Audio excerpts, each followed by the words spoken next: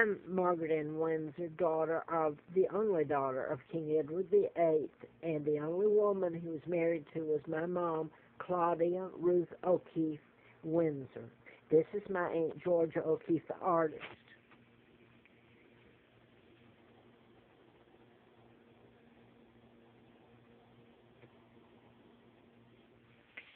My father never married Wallace Simpson, an impostor did. It was a whole takedown, a lie.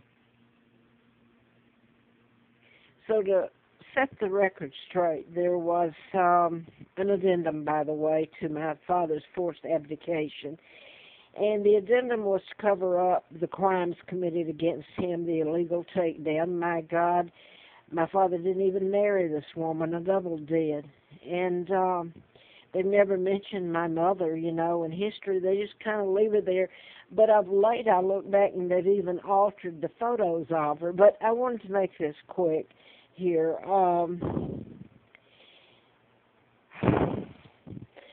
Quite frankly, I want the body of the imposter claiming to be my father. There's no legal title, the Duke and Duchess of Windsor.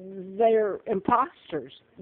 They have taken down the British government along with this woman and her father, George VI, who helped kidnap me and take down his own brother.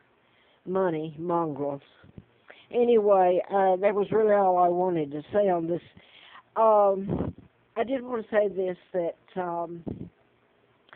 I ended up, for the last years, here in Roanoke, Virginia, not far from Charlottesville, where Anastasia was, quite frankly, she was murdered. She's a cousin of mine, and she really was Anna. Someone brought me, well, it wasn't someone, it was a person that helped them on the farm out in Scottsville, just out from Charlottesville. Her husband, Anastasia Anderson, and her husband, well, that's the name she used, Anderson. She married him. He's a professor at the University of Virginia at Charlottesville. And this man was, I don't know if you want to call him a handyman. I mean, for years and years and years, I've forgotten how many. I met him. In fact, he's the one that got the court documents documented, Xeroxed and gave to me. He hunted me down. I'd never met him before. And I have to believe that someone Xeroxed them and gave them to him. It was just before Christmas. And I was in Charlottesville. And the press won't print it. These are from the court in Charlottesville.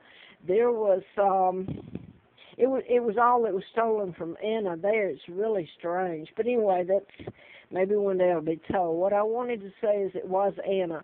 She was cremated, so you can't prove from her bones or her DNA. I think they said they had some left, but of her intestines or something, which, it was, if they did, it was a lie, the report they gave, because she is Anna. But back to the young man. He was sent to prison after she was murdered, by the way, and what happened to her husband, Anderson, the professor, Monahan, M-A-Y-H-A-N, I believe is the way that was his name. She was married to him, the professor, but what happened to him was horrible that they allowed to happen to him. But anyway, this young man, he was older when he gave these documents to me from the court, and he had been put in prison and beaten, and he had knots on his head where he had been in prison, and this was for real. So I would like the imposter exhumed, his body exhumed. It's on Windsor grounds, I believe, with the spy, American spy he married, Wallace Simpson.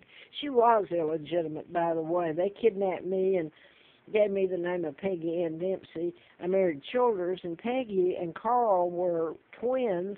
They were dead. They were killed by their mother, Lina. They were illegitimate of birth, and back then that was a horrible thing. You were called bastard and everything.